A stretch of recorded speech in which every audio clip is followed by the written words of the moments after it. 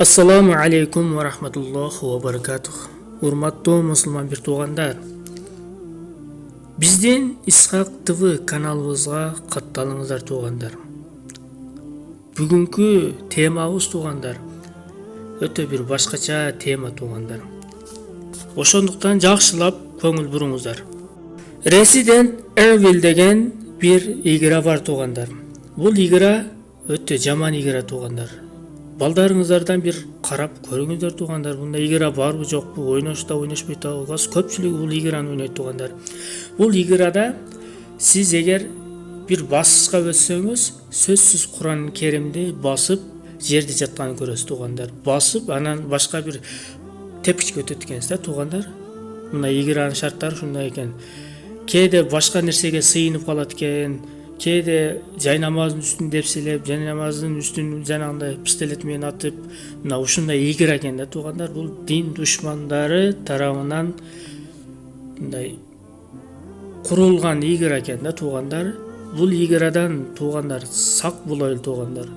Балдарыңыздардын телефонуну же башка бир компьютеруну карап көрүңүздөр туугандар. Мына ушундай играларды ойноп динден чыгып кетпейли туугандар. Урматтуу мусулман бир туугандар, калганын мына видеодон көрсөңүздөр болот. Анан да бир айта кетчү нерсе, жанагындай акча коюп туруп ойнойбуз го мисалы. Ошол дагы арам болот туугандар. Кандай компания болбосун, акча коюп туруп, акча утабыз, ошол дагы арам болот туугандар. Андан дагы алыс болойлу туугандар. Реклама кылбайлы андай нерселерчи. Бул оюн жөнүндө, бул игра жөнүндө Кыргызстанда төрөлгөн бирок өзбек Абдуллах Дамыла деген аалымыбыз, биздин имамы, биздин дамылабыз мына ушул жөнүндө өтө кооз сүйлөгөн туугандар. Уксаңыздар иншаллах түшүнөсүздөр. Кана энди кеттик туугандар.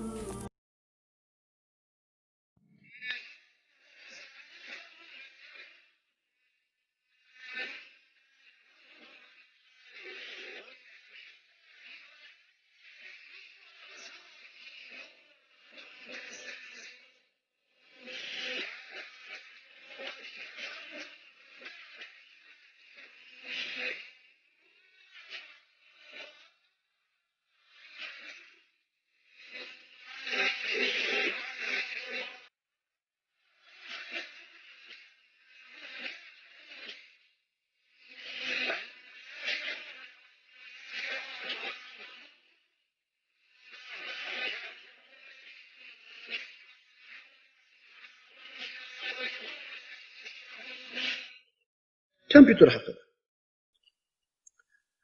Zamonaviy hikmatlardan aqlli odamlar kompüterni vaqtni tejash uchun ishlatsa, ahmoq odamlar vaqtni sarf qilishlik uchun ishlatar ekan. Aqlli odamlar kompüterni vaqtni tejash uchun ishlatsa, ahmoq odamlar vaqtni sarf qilishlik uchun ishlatar ekan. Kompüter oyunu oynaganlar albatta bor ichimizda, yoshlar. Siz menga kompüter o'yinidan, mana shu sizlar o'ynayotgan kompüter o'yinlardan bitta foydani ayting, men sizga 5 ta zararni aytib beraman. Qonxo'rlik, shafqatsizlik, haromiyat.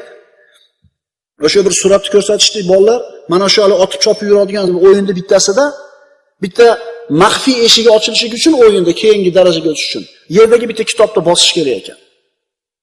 O'sha o'yinda qahramon. Qanaqa kitob ekan u? Qur'on ekan. Qur'onni shunday qo'yib qo'ygan, o'ynayotgan odam qaramaydi, bola shunday bossa haligi eshik ochilar ekan. Yana qaytarib aytaman. Kompüter o'yini o'ynaganlar yoshligini nimaga sarfladi deb so'raladi qiyomatda. Vaqtini nimaga sarfladi? Umrini nimaga sarfladi?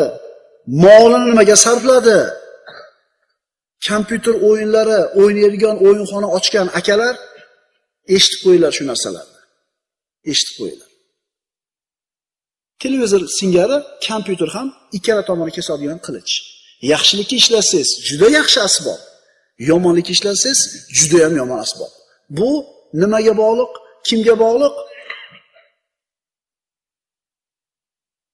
Farzandlarning tabiati aynishi, farzandlarning fe'li aynishi haqida gaplashyapmiz. Shundan bittasi televizor, shundan bittasi kompyuter.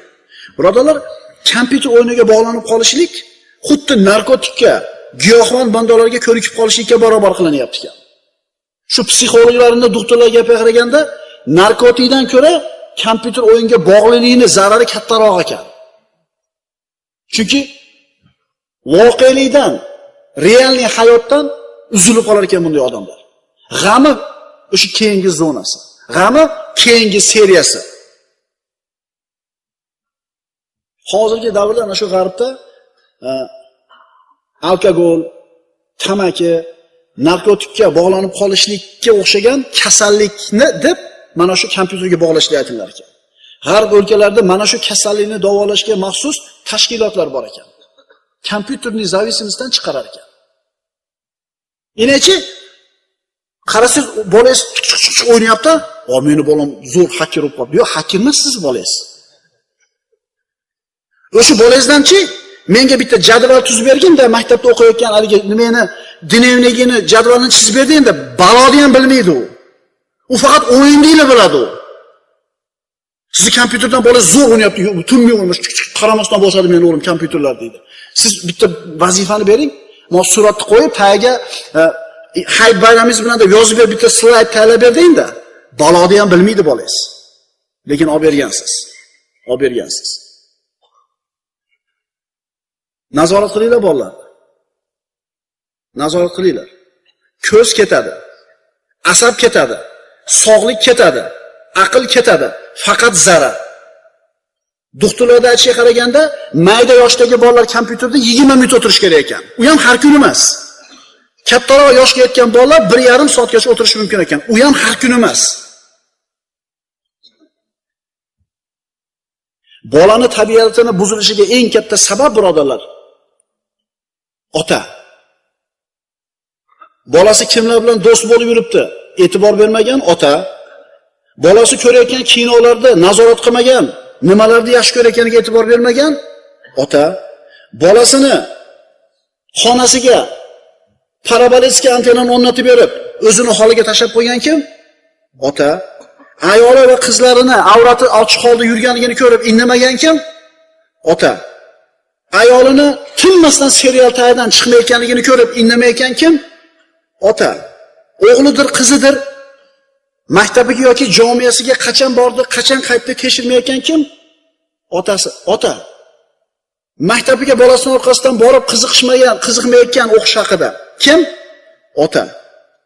Balog'at yetmagan bolasiga uyali telefonda qimmatini olib berib, internetlarga doimiy ulab qo'ygan kim? Ota. Internetni uylab, xohlaganini ko'rda qo'yib bergan kim? Ota. Televizor ham emas ekan o'zi. Kompyuter ham emas ekan. Telefon ham emas ekan, internet ham emas ekan, bolam tabiatini anglitayotgan aslida. Nima ekan? Kim ekan? Otalar, qiyomatda javob berasizlar. Qiyomatda javob berasizlar.